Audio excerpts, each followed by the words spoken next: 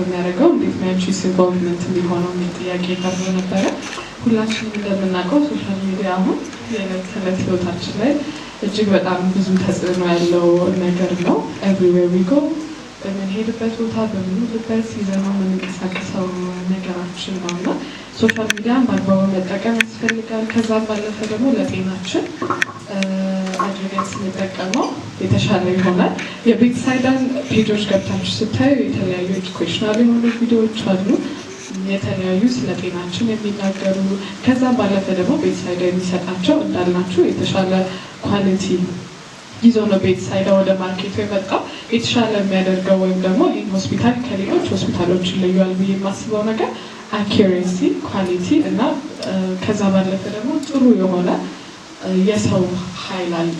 ለዛ ያንን በሶሻል ሚዲያዎቻችን ፖርትሬት እናደርጋለን።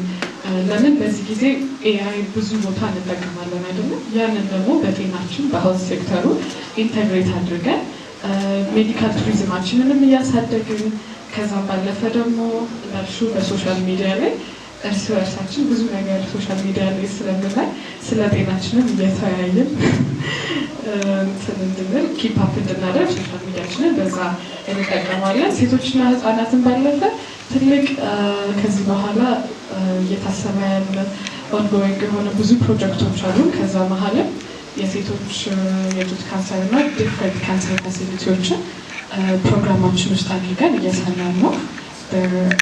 በጣም ረዥም ርቀት ተሄዶባቸዋል እና ይሄ ሴቶችን ህጻናትን ኢትዮጵያ ውስጥ አሁን እንደምናውቀው የጡት ካንሰር እና ሰርቪካል ካንሰር እጅግ በጣም እየበዛ ነው። ያንን ነገር ሕክምናውን ተደራሽ ከማድረግ አልፎ አዌርነስ የሚያመጣ ስራ እየሰራን ነው። ከዚህም በላይ ደግሞ አብረን የምናየው ነገር ነው። ሌላ ደግሞ ምን ኢንስፓየር አደረገች በሚለው እኔ ግሮዊንግ አፕ ቤት ውስጥ ማይ ፋዘር በጣም አባቴ የምወደው እና አስም ነበረበት ግሮዊንግ አፕ እና ሄልት ሴክተር ሆስፒታል ብዙ ጊዜ እሄዳለሁ እንሄዳለን ሆስፒታል እና አይሲ ብዙ ነገሮች ሆስፒታል የሚሄድ ሰው ነው ብዙ የሄልዝ ሴክተር ክፍተትን የሚያውቀው ሰው። ሄልዝ ሴክተሮቹን የተለያዩ ሀገሮች ላይ ስንሄድ እንደምታውቁት ውድድሩ ኢንዲያ ነበረ። እዛ ስንሄድ እንዴት ሜዲካል ቱሪዝማቸውን እንደሚሰሩ አይቼ ነበረ። ሆስፒታል ብዙ ጊዜ እንደሚሄድ ሰው የእነሱን ሜዲካል ቲም ሜዲካል ሄልት ሚኒስትራቸውን ብዙ ነገር ጎብኝተን ነበር እና ኢትዮጵያ ውስጥ እንደዚህ አይነት ነገር ቢሆን ኤአይን ኢንተግሬት ያደረገ ቴክኖሎጂን ኢንተግሬት ያደረገ ነገር ቢኖር ብዬ እመኝ ነበር እና ይህ ሆስፒታል ኤግዛክትሊ ዳት ይዞ ስለመጣ ያነበረ ከቤትሳይዳ ጋር ስራ ኢንስፓየር ያደረገኝ። ዲፍረንሱ እንደነገርኳችሁ እጅግ በጣም ጥሩ የሆኑ የትም ኢትዮጵያ ውስጥ ሪናውንድ የሆኑ ዶክተሮች ያሉበት ቦታ ነው። ከዛ ባለፈ አኪሬሲውን ምንም ጥርጥር የሚለው ቦታ ነው። አባት ፔመንት አልፈዋለሁ ጥያቄ ከዚህ በኋላ በጣም ብዙ ስራዎች በጣም ብዙ የሚያገናኙ ነገሮች ይዞ ነው ቤትሳይዳ የመጣው። ሁላችንም ልጆቻችንም ቤተሰቦቻችንን የሚጠቀሙበት ጀነሬሽናል የሆነ ትልቅ ድርጅት ትልቅ ሆስፒታል የኛ ሆስፒታል ነው እና አይ ፊል ቬሪ ኦነርድ ቱ ቢ ዜር አምባሳደር ቱ ቢ አምባሳደር። ሁላችሁም ደግሞ አብራችሁ ስለሆናችሁ ስለምትሆኑ አመሰግናለሁ።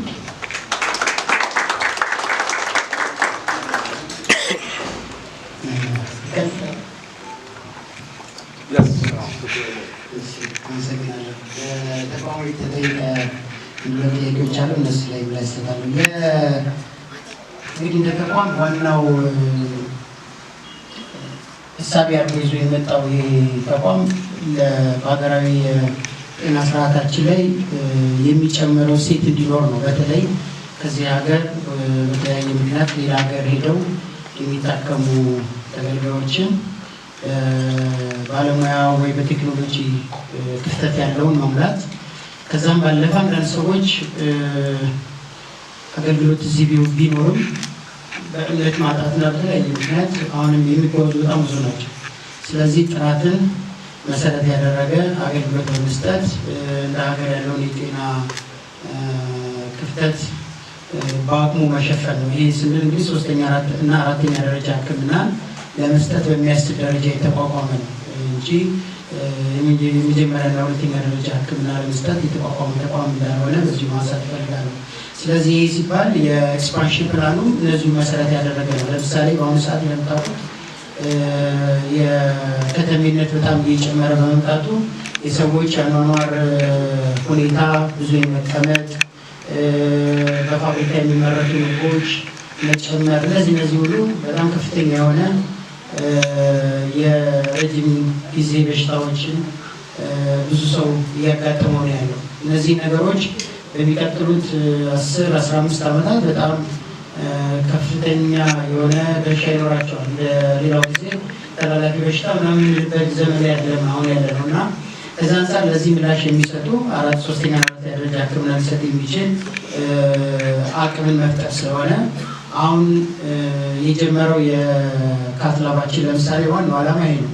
የደም ስር ችግሮችን ሊፈቱ የሚችሉ በቴክኖሎጂ እና በሰው ኃይል አቅም ማሟላት ነው አንዱ።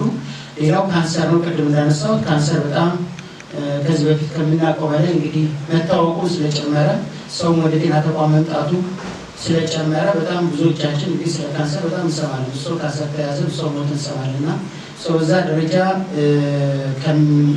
በሽታውን ከማወቅ ጀምሮ ሕክምና እስከ መስጠት ያሉ አቅሞችን መፍጠር ስለሚያስፈልግ በዚህ ላይ ነው ኢንቨስት የምናደርገው። ይህ እንግዲህ ከከተማ አስተዳደሩ ጋር ሆነን ተጨማሪ ቦታ እየጠየቅን ያለ ነው። እስከዛው ድረስ ሌሎች አማራጮች ተጠቅመን ወደ ስራ የገባ መሆኑን ለመግለጽ ያክል ነው። ሌላው እንግዲህ አደጋ በጣም እየበዛ ነው የመጣው ከአደጋ ጋር የተያያዘ እና በመጨረሻ የመካንነት ሕክምና ጋር ከእናቶችና ህጻናት ጤና ጋር ተያይዞ ስለዚህ ጀነራል ሆስፒታሉ ቢኖርም ኤክሴል የሚያደርገው ግን በእነዚህ በአራቱ ቦታዎች ላይ ነው። እነዚህ ላይ እስከ 4ኛ ደረጃ ሕክምና ይላል ጀነራል ኬር ይኖራል ማለት። ስለዚህ አንድ ተቋም በሁሉም ነገር ጥሩ መሆን አይችልም እንደምታውቁት። ስለዚህ በሁሉ ነገሮች ላይ ዲፍረንሺየት እያደረገ ኤክሴል እያደረገ ሴንተር ኦፍ ኤክሰለንስ ሌሎች ተቋማት ደግሞ ክፍተት እየሞሉ ይሄዳሉ ማለት ነው። በትብብር ነው እንግዲህ ሙሉ የሚሆነው እና በዛ ደረጃ እየሰራን ያለ ስለሆነ አሁን ይሄ ፌዝ 1 ነው። ፌዝ 2 ፕሮጀክት አንዱ የእናቶችና ህጻናት ያልኳቸው የካንሰር ሕክምና ኦልሬዲ አሁን በሪኖቬሽን ላይ ያለው ወደ ሰንጋተራ ያለ ህንፃ ግራውንድ ፕላስ ስራ ላይ ያለ ነው። እሱም ጥር አካባቢ ስራ ይጀምራል። በዚህ እናቶችና ህጻናት የአይቪኤፍ የመካንነት ሕክምናና የካንሰር ሕክምናውን አገልግሎት የሚሰጥ ይሆናል። ከዛ በኋላ ሌሎቹ ያልኳቸው የሜዲካል ኮሌጅ እና ገስት ሃውሶች ደግሞ ለሚገለገሉ ሰው በተለይ ሜዲካል ኮሌጅ የሚመጡ በፓኬጅ መገልገል እንዲችሉ እዚሁ ማረፊያ ገስት ሃውስ ጭምር ግንባታ ከተማ አስተዳደሩ ጋር ተነጋግረን ምላሽ እየጠበቅን ያለ ነው። በዚያ የሚል ይሆናል። ይሄ ነው እንግዲህ ማስፋፊያ ሂደት። እንግዲህ ከምን በላይ ግን ላልኳቸው ቴክኖሎጂው ሰው መጥቶ ትልቁ ስርዓት ስለሆነ የጤና ስርዓቱ ጥራትና ደህንነትን የሚያስጠብቅ ሰዎች የሚያምኑት መሆን ስላለበት በዚህ ግንቦት ለአፕሊኬሽን እየሰራን ያለ ነው። ስለዚህ የዴት ኮሚሽን ኢንተርናሽናል የሚባል የአሜሪካ ድርጅት ዓለም አቀፍ የጥራትና ደህንነት አፕሊኬሽን እውቅና የሚሰጥ ተቋም አለ። ከእነሱ ጋር ላለፉት 6 ወራት ስንሰራ ነበረ። አሁን ትልቁ ትኩረት አድርገን እየሰራን ያለው ጥራትና ደህንነት ስርዓቱን ተገማች የሚለካ የሚሆን የተለያዩ ባለሙያዎች በተመሳሳይ የአሰራር ስርዓት የአገልግሎት ስታንዳርድ ውስጥ እንዲገቡ የማድረግ ስለሆነ እሱ ላይ እየሰራን ያለ ነው። ከምን በላይ እንግዲህ እንዳልኳቸው ከቴክኖሎጂ በላይ የሚገመት የሚታመን የጤና ስርዓት እንዲኖር ለማድረግ ነው እና ስለዚህ በቀጣይ ግንቦት ይህንን አፕሊኬሽን እውቅና ለማግኘት እየሰራ እንደሆነ በዚሁ አጋጣሚ ማንሳት እፈልጋለሁ። ከዛ በተረፈ መጨረሻ ላይ ባታነሱትም ተናግሬ ማለት ፈልገው ሰሞኑን አንዳንድ የሶሻል ሚዲያ እንትኖች አይታችሁ ከሆነ ቲክቶክ ላይ ስለ ዋጋ ምናምን ሲወራ ነበረ። ፍጹም ውሸት ነው። ያው በዛ ልክ ወርደን መመላለስ ላይ የለብን እንጂ በህግ መጠየቅ ያለበት ካለ በህግ መነጋገር ስላለብን እንጂ የሚወራው በጣም ውሸት ነው። እዚህ ከተማ ካለው የሕክምና ዋጋ አማካይ ላይ ያለ እንጂ ውድ ተቋም አይደለም። ይሄ ማለት የቢዝነስ ሞዴሉ ለመካከለኛ ገቢ ላለው ተደራሽ የማይሆን ከሆነ ምን ጥቅም የለውም። ጥቂት ሀብታሞችን ብቻ የሚያገለግል ከሆነ ደስ ሊሆን አይችልም እንደምታውቁት።